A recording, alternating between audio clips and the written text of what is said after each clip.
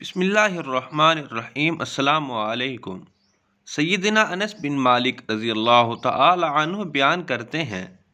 کہ رسول اللہ صلی اللہ علیہ وآلہ وسلم نے فرمایا، یقیناً جب اللہ تعالیٰ کسی بندے سے محبت فرماتا ہے یا اسے گناہوں سے پاک صاف کرنا چاہتا ہے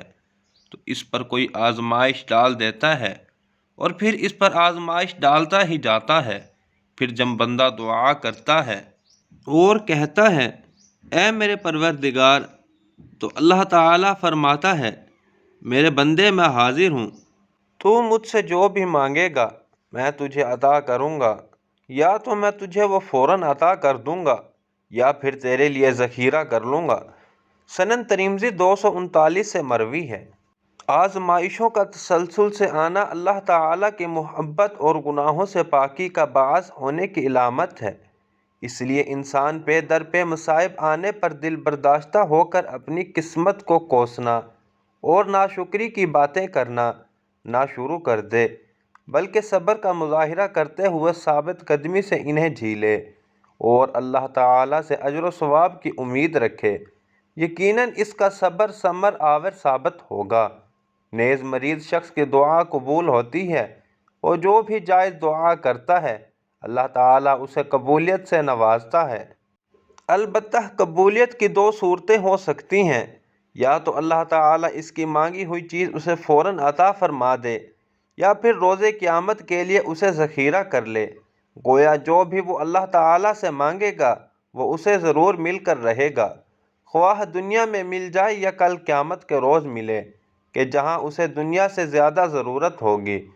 محمد بن خالد اپنے دادا جو کہ صحابی رسول صلی اللہ علیہ وآلہ وسلم تھے بیان کرتے ہیں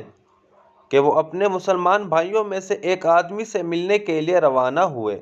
اس کے پاس پہنچنے سے پہلے ہی انہیں معلوم ہوا کہ وہ بیمار ہیں، چنانچہ جب وہ اس کے پاس آئے تو کہا میں تمہارے پاس ملنے، عیادت کرنے اور خوشخبری سنانے آیا ہوں۔ اس نے کہا آپ نے یہ تمام کام کیسے جمع کر لیے؟ تو انہوں نے کہا میں جب گھر سے نکلا تو تم سے ملنے کا ارادہ تھا، پھر مجھے تمہارے بیمار ہونے کا پتہ چلا تو یہ عیادت بن گئی، اور میں تمہیں ایک چیز کی بشارت سناتا ہوں جو میں نے رسول اللہ صلی اللہ علیہ وآلہ وسلم سے سنی۔ آپ صلی اللہ علیہ وآلہ وسلم نے فرمایا جب بندے کے لیے اللہ تعالیٰ کی طرف سے کوئی مقام و مرتبہ مقدر ہو چکا ہو